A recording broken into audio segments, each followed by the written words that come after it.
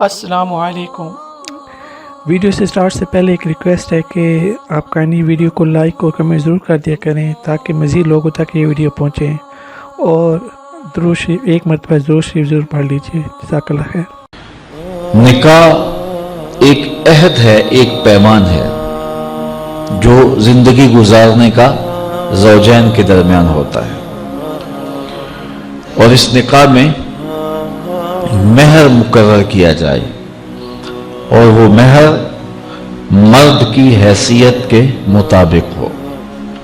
ہم شادی میں لاکھوں روپے خرچ کرتے ہیں، لیکن جب مہر کی باری آتی ہے تو اس وقت ہمیں 32 روپے اور 10 آنے یاد ہوتے ہیں، جبکہ اتنے پیسے تو بچہ بھی نہیں لیتا۔ اور یہ مہر حق بدا ہے، یہ عورت کا حق ہے، تو یہ کشادگی کے ساتھ حق مہر پیش کرنا چاہیے، اور عورت کا حق ہے۔ 2 گواہوں کا موجود ہونا، اور پھر نکاح اعلانیہ ہونا چاہیے۔ حضور نے ارشاد فرمایا، اعلنوا ھذا النکاح واجعلوہ فی المساجد، کہ نکاح کا اعلان کرو اور اسے مسجدوں میں منعقد کرو۔ نکاح کے اعلان کے جو مقاصد ہیں وہ بچہ بچہ جانتا ہے، تاکہ جب زوجین چلیں گے آئیں گے کہیں بیٹھیں گے تو لوگوں کو پتہ ہوگا کہ ان کا نکاح ہوا ہے، کوئی شک کی نظر سے نہیں دیکھ سکے گا۔ اور دوسرا ارشاد فرمایا، اس کو مسجدوں کے اندر منعقد کرو، اور پہلے نکاح مساجد میں ہی ہوا کرتے تھے، لیکن پھر جوں مرور زمانہ کے ساتھ تبدیلیاں آئیں تو ایک تبدیلی یہ بھی آئی کہ نکاح مسجدوں میں نہ ہونے لگے۔ عیسائیوں میں آج بھی جوڑا گرجا گھر میں جاتا ہے، اور پادری کو ان کے پاس نہیں آنا پڑتا، بلکہ وہ وہاں جا کر کے عبادت خانے کے اندر اپنے گرجا گھر کے اندر جا کے نکاح کرواتے ہیں۔ تو آج بھی نکاح کی برکتیں حاصل کرنے کے لیے ہم اس کو مساجد کے اندر منعقد کرنے کا جو شرعی حکم ہے اس کی پابندی کریں تو نکاح کے اندر بہت ساری خیر و برکت پیدا ہوگی۔ آسان نکاح فرمایا گیا ہے وہ ہے جس کے اندر اخراجات بہت کم آئیں۔ ہم نے نکاح کو مشکل بنا لیا ہوا ہے، اور اس کے ساتھ اتنے لوازمات پیدا کر دیے گئے ہیں کہ اس زمانے کے اندر بدی آسان ہو گئی ہے اور نکاح مشکل ہو گیا ہے۔ حضور علیہ السلام کے زمانے میں ایسا نہیں ہوتا تھا۔ سیدہ طیبہ طاہرہ سیدہ فاطمہ الزہرا رضی اللہ تعالی عنہا کا نکاح دیکھیے، اور ان کو جو جہیز حضور نے دیا ہے اس کو دیکھیے، اور زندگی کو سہل بنانے کی کوشش کیجیے۔ آج جس کے ہاں 4 بیٹیاں پیدا ہو جاتی ہیں اس کی نیند اڑ جاتی ہے۔ ایک تو یہ کہ اچھے رشتے میسر آنا مشکل، دوسرا مرحلہ بیٹوں کی طرف سے، بیٹے والوں کی طرف سے ایک لمبی فہرست ہوتی ہے کہ ہمیں یہ دیا جائے۔ بعض لوگ بولتے نہیں، لیکن وہ کنائے میں، اشارے میں بتا دیتے ہیں، اور اگر ان کی ڈیمانڈ پوری نہ کی جائے یا ان کی جو توقعات ہیں ان کو نہ سمجھا جائے تو بیٹی سسرال میں جا کے سکھ کی زندگی نہیں گزار سکتی۔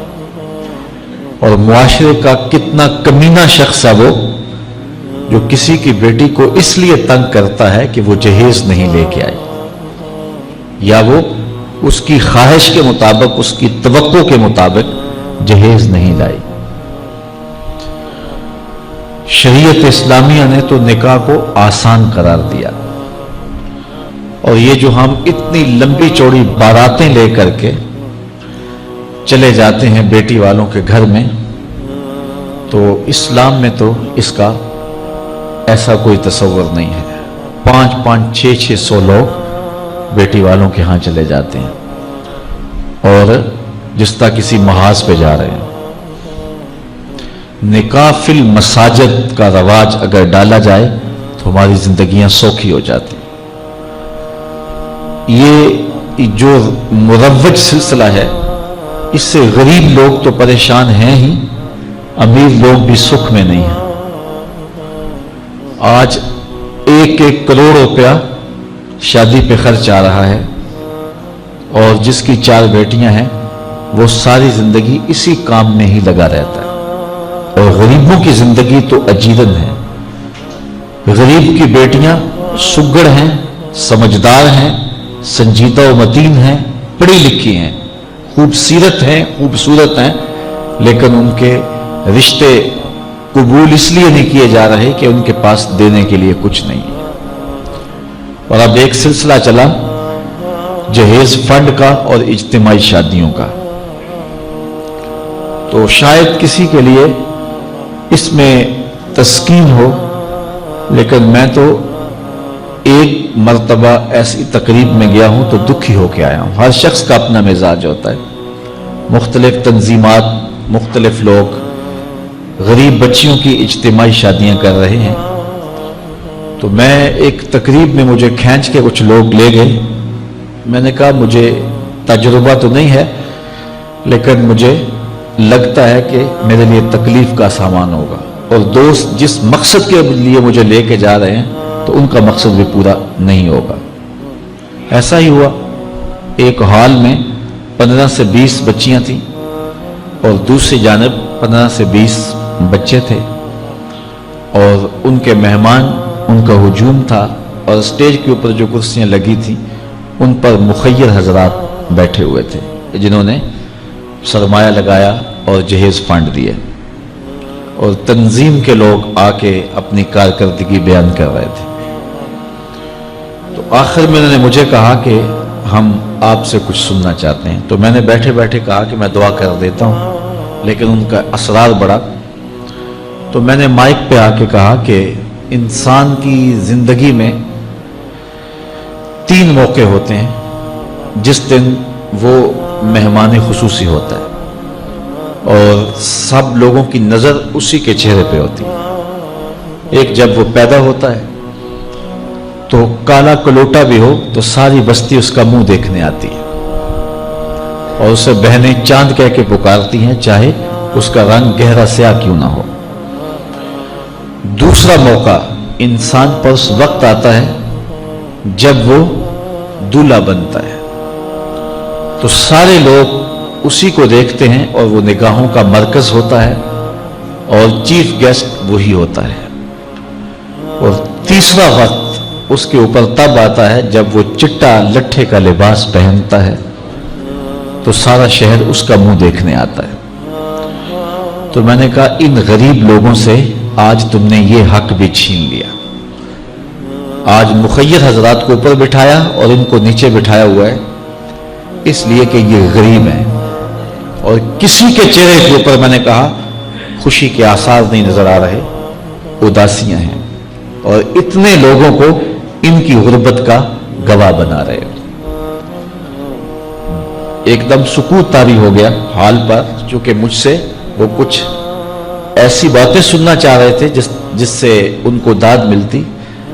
मैंने कहा तुम्हारे जज्बे अपनी जगह पे, लेकिन काश के रात के अंधेरे में इन बेटियों के माँ बाप को तुमने कुछ पेश किया होता और ये अपने घर से रुखसत होती तो अर्श वाला रब बड़ा राजी होता।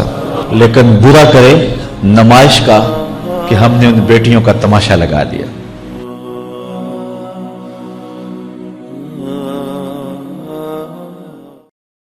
मज़ीद इस्लामी वाक़यात और बयानात के लिए हमारे चैनल को सब्सक्राइब करना मत भूलिए, और लेटेस्ट अपडेट के लिए बेल आइकॉन पर क्लिक करना मत भूलिए। जज़ाकल्लाह खैर। अस्सलामु अलैकुम।